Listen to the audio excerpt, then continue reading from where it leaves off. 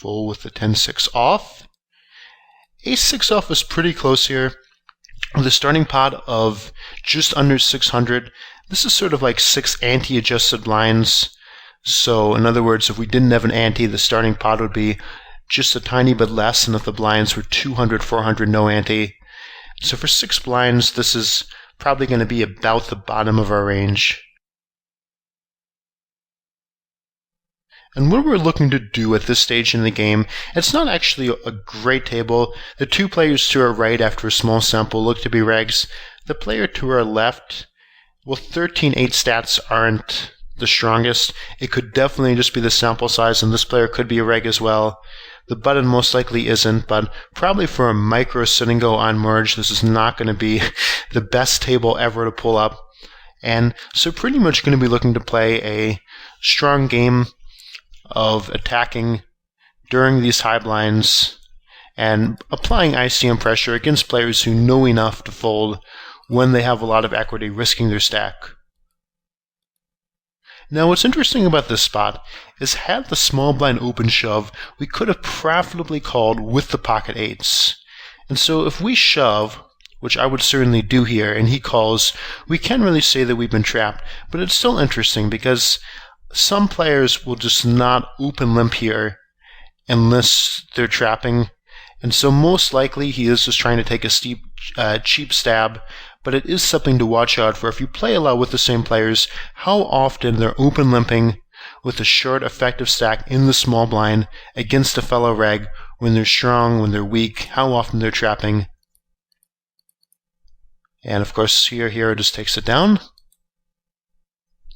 In the sense that our hand strength isn't too relevant here, and what I mean by that is that most likely this player has one of 2 things going on. He either has a strong hand that he's trapping with, or he has a marginal hand that he's planning to limp stab with.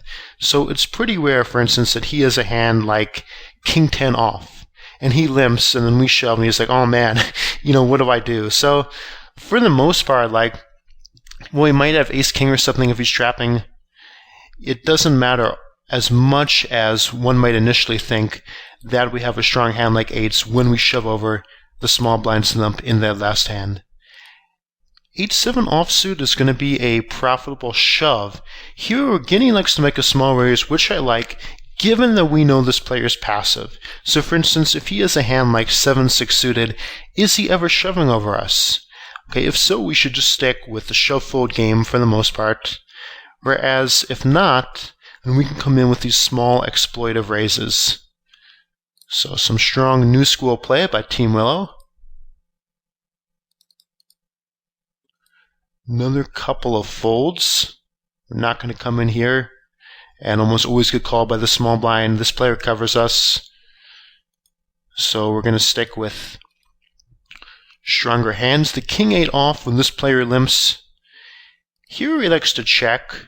And I'm thinking the biggest reason for this is metagame and recent history.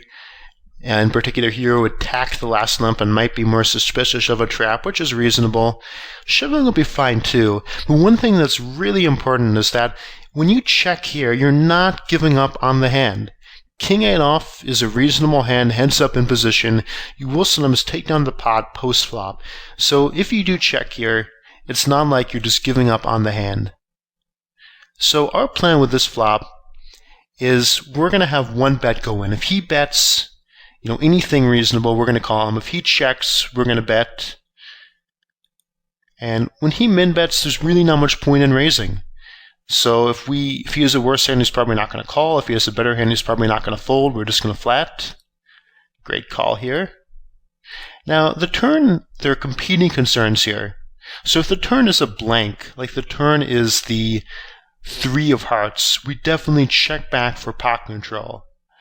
As is, we also want to protect our hand, which lends itself to betting.